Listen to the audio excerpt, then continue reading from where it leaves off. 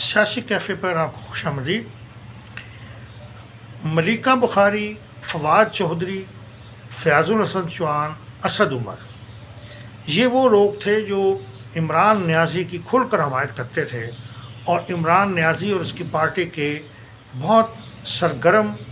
اور بڑے ایکٹیو، بڑے فعال ترجمان بنے ہوئے تھے۔ فواد چودھری کی پولیس کو دیکھ کر دوڑیں سب نے دیکھیں، اور اس طریقے سے جب وہ دوڑا اور نیچے گرا اور پھر جب اس کا سانس پھولا تو اس پر بہت سے مزاحیہ کلپس بن گئے اور پورے ملک میں اس کی عزت جو ہے وہ خاک میں مل گئی۔ فیاض الحسن چوہان بہت بولتا تھا اور اس کی زبان جو ہے رکنے کا نام نہیں لیتی۔ اس کی زبان بہت تیز ہے، لمبی ہے، اور وہ عمران خان اور تحریک انصاف کی ترجمانی کرتے ہوئے تمام حدود و قیود کو بھول جاتا ہے اور اخلاقیات کا بھی جنازہ نکال دیتا ہے۔ مگر آج اس کو بھی معلوم ہو گیا کہ عمران خان ایک ایسا سیاستدان ہے کہ جس کو آپ منا نہیں سکتے، جس کو آپ کسی چیز پر قائل نہیں کر سکتے، اور وہ من مانیاں کرنے کا جو ہے وہ عادی ہے۔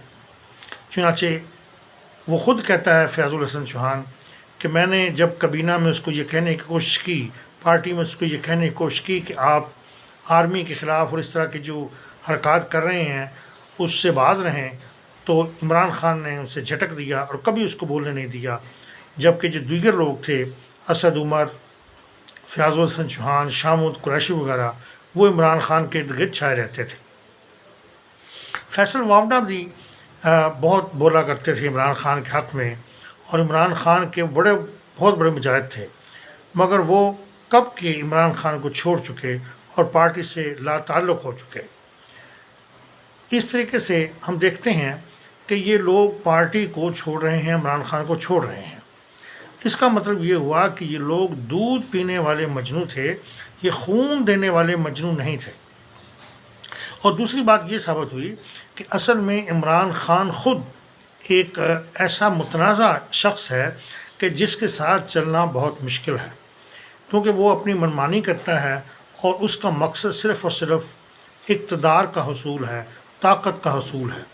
وہ پاور کے لیے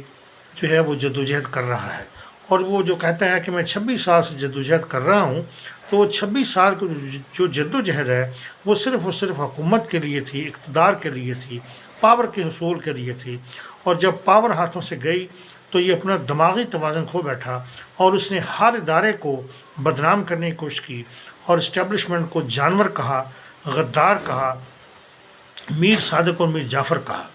اور پھر آخر کار اس نے عوام میں فوج کے خلاف نفرت پیدا کی۔ اپنے جو چمچے کڑچھے جو کرندے تھے ان کے ذہنوں میں فوج کے خلاف نفرت ابھاری، اور اس نفرت انگیزی کے نتیجے میں 9 مئی کا واقعہ پیش آیا، اور جو ہے وہ جو شرپسند تھے جو اس نے پالے ہوئے تھے وہ فوجی تنصیبات پر حملہ کرنے لگے۔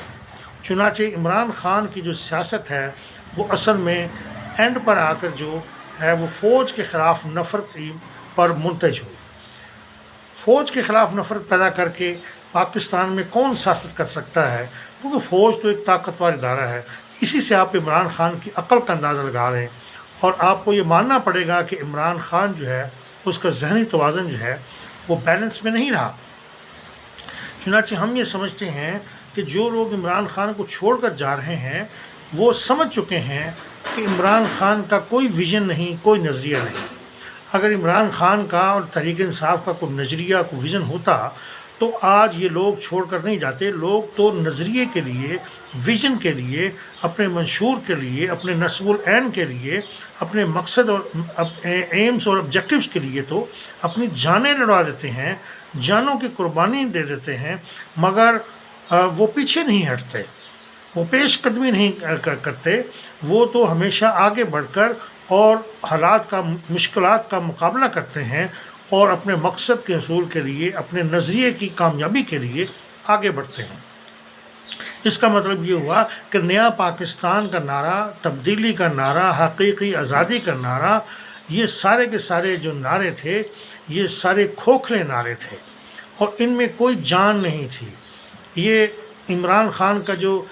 نظریہ یہ کہا کرتے تھے فواد چودھری اور فیاض الحسن چوہان اور اسد عمر وغیرہ، یہ لوگ کہتے تھے کہ عمران خان کا ایک ویژن ہے، ہمارے قائد کا ایک لیڈر ہے، لیڈر کا جو ایک ویژن ہے۔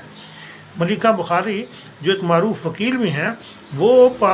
جو ٹی وی ٹاک شوز ہیں اس میں عمران خان کا خوب دفاع کرتی تھیں اور یہی فرمایا کرتی تھیں کہ عمران خان کا ایک مضبوط ویژن ہے اور ہم اس ویژن سے پیچھے نہیں ہٹیں گے، یہ تو عالم اسلام کا بہت بڑا لیڈر ہے وغیرہ وغیرہ۔ تو ثابت یہ ہوا کہ عمران خان کا کوئی ویژن نہیں، عمران خان کا کوئی نظریہ نہیں، اور اگر کوئی نظریہ اور ویژن ہے بھی تو وہ صرف اور صرف اقتدار کا حصول ہے، ضد اور ہٹ دھرمی ہے، انانیت ہے، انا پرستی ہے، خود پرستی ہے، خود ستائشی ہے، اس کے علاوہ کچھ نہیں ہے۔ عمران خان ایک وین گلوریس شخص ہے، وہ خوشامدی شخص ہے اور اس کو جو ہے وہ خود پرستی کے مرض میں مبتلا ہے، اسی وجہ سے لوگ اس کو چھوڑ کر چلے گئے۔ اگر اس کا نظریہ ہوتا، ویژن ہوتا، واقعی وہ کسی نظریے اور کسی آئیڈیالوجی پر چل رہا ہوتا تو یہ لوگ کبھی چھوڑ کر نہ جاتے، یہ لوگ سزائیں بھگت لیتے، جیلوں میں چلے جاتے، لیکن ایسا نہیں ہوتا کہ وہ اس کو چھوڑ کر چلے جاتے۔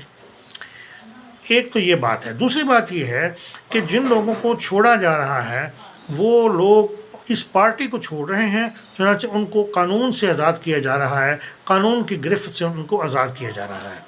یہ ایک بہت بڑا ایشو ہے جس کا ہم پہلے بھی تذکرہ کر چکے ہیں کہ لاء کی جو امپلیمنٹیشن ہے، انفورسمنٹ آف لاء جو ہے، قانون کا جو نفاذ ہے، جو قانون کی تنفیذ ہے، یہ بہت ضروری ہے۔ اگر ہم قانون بناتے ہیں تو قانون اس کو انفورس کرنے کے لیے بناتے ہیں، اس کو امپلیمنٹ کرنے کے لیے بناتے ہیں۔ ایسے شرپسند عناصر جنہوں نے فوجی تنصیبات پر حملہ کیا اور فوجیوں کے گھروں پر حملے کیے، فوجیوں کی یادگاروں جو شہداء تھے ان کی یادگاروں پر حملے کیے، ان کا تقدس پامال کیا، ان کو آپ سزا کیوں نہیں دے رہے؟ ان کو آپ کیوں اس بات پر چھوڑ رہے ہیں کہ وہ بیان حلفی لکھ کر دے رہے ہیں، ایک سٹیمپ پیپر پر لکھ کر دے رہے ہیں کہ ہمارا پی ٹی آئی کے ساتھ کوئی تعلق نہیں ہے، آپ ان کو چھوڑ رہے ہیں؟ یہ بات ہم کسی صورت میں بھی جائز نہیں سمجھتے، یہ قانون کے مطابق نہیں ہے۔ قانون کو اپنا راستہ لینا چاہیے اور قانون کو انفورس کیا جانا چاہیے۔ جب ہم قانون پر عمل نہیں کرتے، امپلیمنٹیشن نہیں کرتے تو ریاست میں مسائل پیدا ہوتے ہیں۔ ہماری ریاست کمزور ہی اس وقت ہوتی ہے جب ہم قانون کو امپلیمنٹ نہیں کرتے، قانون کو نافذ نہیں کرتے۔ اگر قانون موجود ہے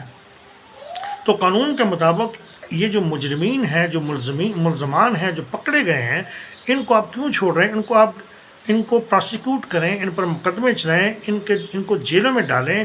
تاکہ آئندہ کسی کو یہ جرأت نہ ہو کہ فوج جیسے ادارے کے خلاف یہ نفرت پھیلا سکیں،